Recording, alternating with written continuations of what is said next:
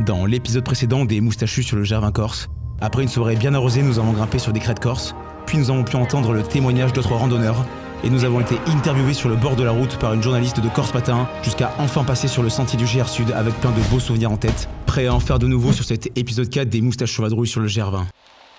Et n'oubliez pas de vous abonner à la chaîne des moustachus en vadrouille et d'activer la petite cloche pour ne louper aucun des prochains épisodes sur cette aventure corse, et de lâcher un petit like si cette vidéo te plaît, ça nous aide beaucoup.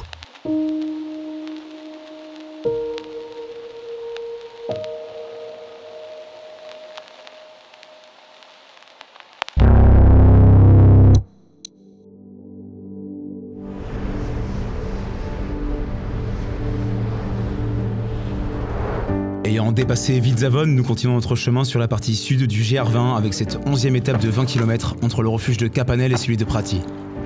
Après être passé sous le remonte piste de ski, nous commençons la journée dans les sous-bois pendant près d'une heure. Hugo comprend que ça ne va pas être de tout repos et qu'il va falloir avoir un métal en béton pour réussir à rejoindre Prati, malgré la gastro carabinée qui l'empêchait de dormir hier soir.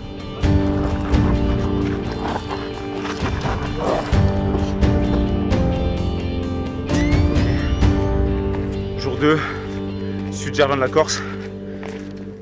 Tout va à peu près bien, mis à part Hugo qui fait une belle petite gastro, petit problème de ventre, petit problème vomitif. C'est quand même une étape assez longue, même ouais. Si ça grimpe plus trop comme avant. Elle est facile. On va dire que le sud c'est quand même différent du nord, c'est quand même beaucoup plus long et les côtes sont différentes. On grimpe pas en fait, on escalade pas. Et ça monte, c'est comme du faux plan en vélo. Ce qui fait qu'au final, on a une espèce de changement de cardio et changement physique qui est difficile à assumer. On a trouvé ça assez long mentalement, psychologiquement. C'était pas si facile que ça. Donc bon, aujourd'hui, seconde étape, 17 km. 600 positifs et 600 négatifs, je crois, quelque chose comme ça. Donc bon, ça va le faire. Avec un moustachu malade. Ça va ce matin, Hugo? Qu'est-ce qui se passe? J'ai une petite gastro. C'est une gastro corse. Alors que c'est une gastro corse, c'est des gastro qui se laissent pas faire. Donc apparemment sur le GR, si t'as pas de gastro ou de diarrhée, c'est pas un vrai GR. Donc faites gaffe, lavez-vous les mains. Parce que les gens vont au chiottes, ils se lavent pas les mains. Oh dégueulasse. Et à la fin, vous finissez avec une petite gastro. Faire les étapes avec une gastro, et ben c'est se compliquer le GR pour rien. Faites gaffe au gastro corse. Bon, ce qui est cool, c'est qu'on leur a chopé tous les trois. Moi en premier, Kevin en second et Hugo en troisième. Espérons qu'on ne se refasse pas un tour de table. Mais sinon, pour l'instant, tout va bien.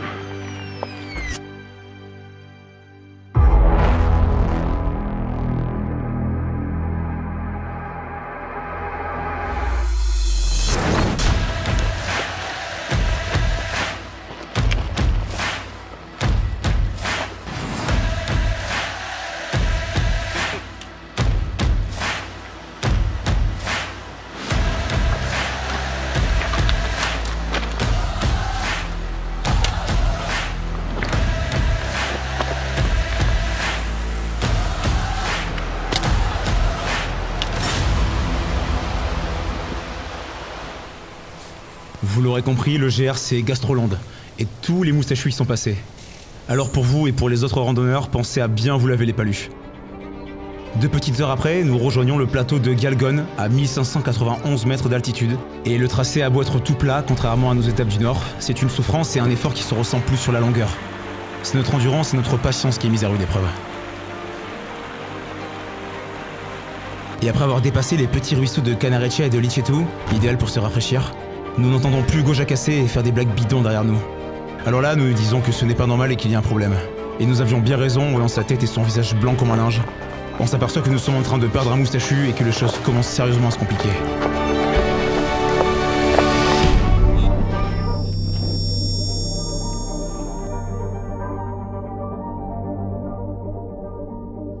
Ça va aller, normal. Ça va le faire, mec. Tu vas aller au bout, mec.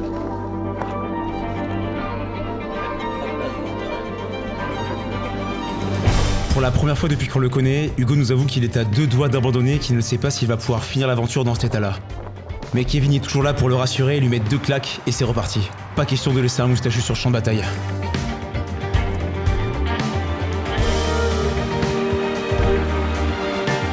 Et les 2 autres moustachus qui se foutaient de la gueule d'Hugo quelques heures plus tôt se prennent un beau retour de bâton et commencent eux aussi à cracher leurs poumons. Mais une fois les êtres et les sapins disparus, nous nous retrouvons à découvert sur ce plateau vierge et nous nous apercevons que le vent souffle quand même fort. Très fort même. Et que ça ne sent vraiment pas bon pour demain.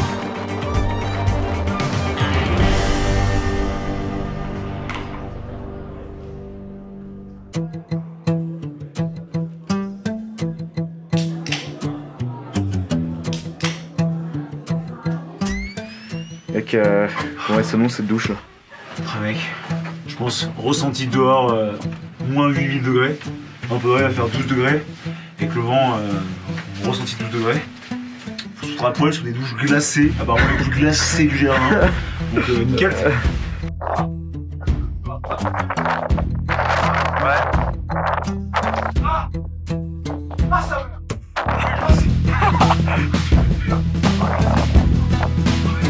Je savais pas du jardin. Je vais rentrer chez moi. Durant le repos refuge, c'est la cohue générale. Et avec la violence du vent que l'on peut observer par la fenêtre, 2 camps s'opposent lors des discussions à table. Ceux que rien n'arrête, les optimistes qui se disent que ça va le faire et qu'il suffit de se lever très tôt demain pour passer entre les gouttes, et les moins téméraires qui sont sûrement les plus réfléchis et les plus intelligents, qui décident sous bon conseil des guides au refuge d'attendre la journée d'après pour continuer à avancer. Et à votre avis, nous faisons partie de quel camp? Oui, je pense que vous l'aurez deviné, des gros débilos. Pas le choix, il faut absolument qu'on avance, on a déjà pris du retard et on ne peut pas se permettre d'attendre un jour de plus.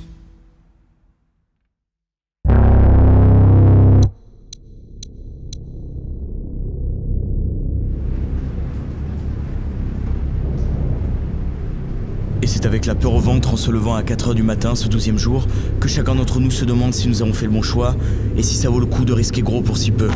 Le silence règne et la tension monte et nous redoutons le moment où il va falloir franchir la porte d'entrée et affronter Mère Nature qui se déchaîne sans pitié à l'extérieur du camp.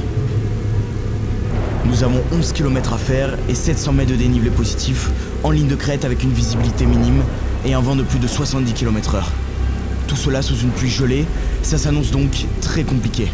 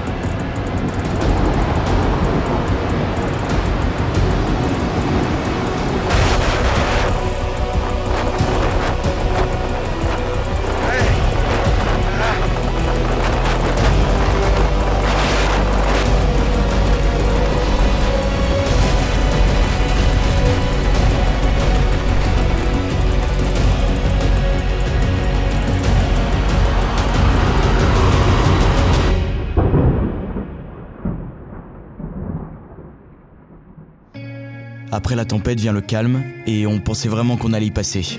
On s'est même demandé si ce n'était pas la fin des moustachus en vadrouille. Et je peux vous dire que sans Kevin, Hugo, qui est léger comme une plume, se serait littéralement envolé. Et je vous jure, c'est pas une blague. Mais malgré toutes ces sensations fortes, on ne peut s'empêcher de s'émerveiller face à ce décor post-chaotique et presque tropical.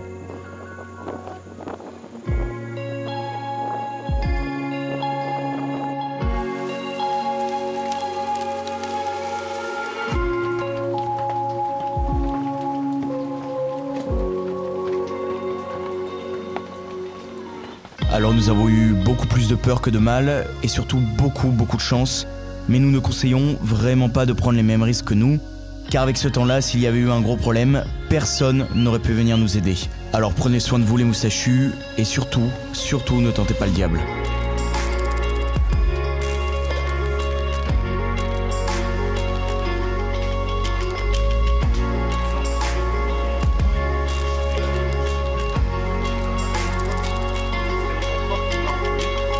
Et une fois arrivé au refuge, la tension redescend enfin et nous pouvons faire ce que nous aimons le plus, c'est-à-dire inspecter les saucissons corses et discuter avec de vrais montagnards corses autour d'un verre.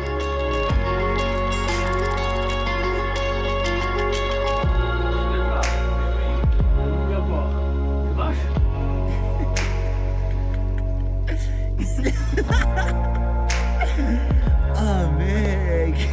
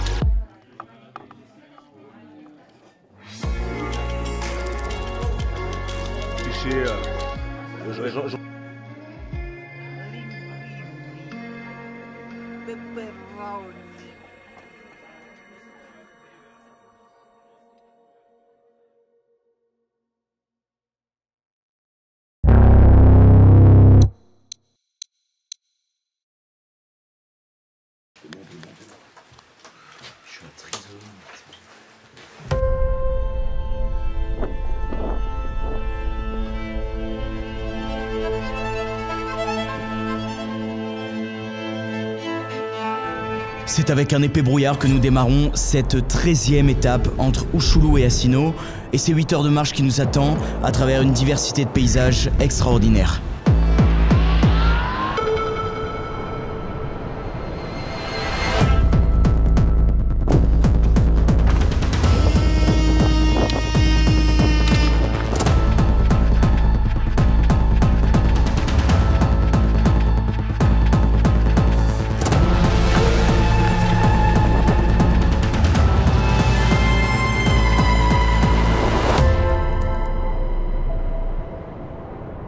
Nous nous rapprochons de plus en plus de la fin de cette aventure et nous sommes plus motivés que jamais pour finir en beauté.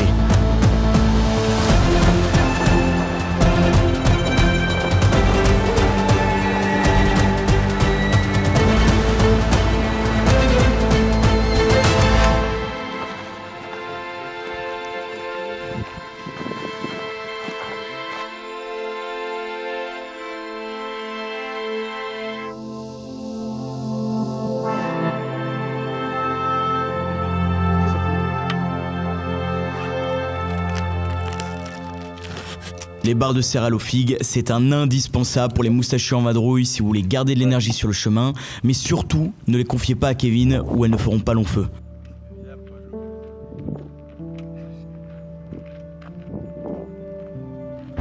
Nous continuons toujours en direction du refuge d'Asino et nous nous posons pour le pique-nique du midi entre arbres morts et animaux sauvages. Après ça, le temps commence enfin à tourner et le soleil pointe le bout de son nez. Nous avançons entre les fougères dans de grands espaces verdoyants, ce qui change beaucoup des paysages arides de ce matin.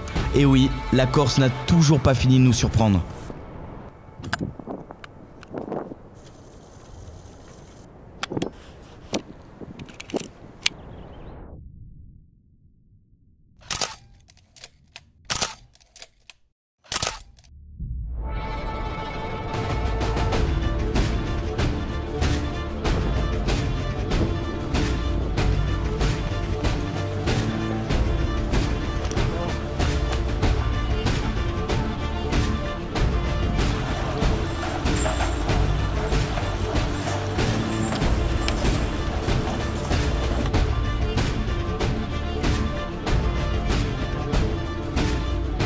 Une fois les Pausines et le ruisseau traversés, nous montons jusqu'au sommet du Monte Incudine qui offre un cadre incroyable avec l'horizon à perte de vue.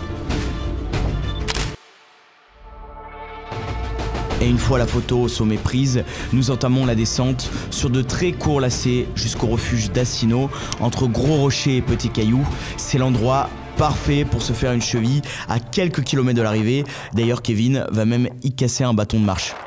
Cet épisode aura été fort en émotion, vous ne trouvez pas ? Mais restez connectés, il reste encore quelques belles péripéties avant la ligne d'arrivée, si jamais nous y arrivons à un seul morceau bien sûr, je veux pas spoiler. Comme d'hab, pense à nous laisser un commentaire sous cette vidéo et à t'abonner à la chaîne pour ne pas louper les prochains épisodes de cette aventure. Et enfin, à aimer cette vidéo si ça t'a plu bien sûr, c'est le meilleur moyen de récompenser notre travail.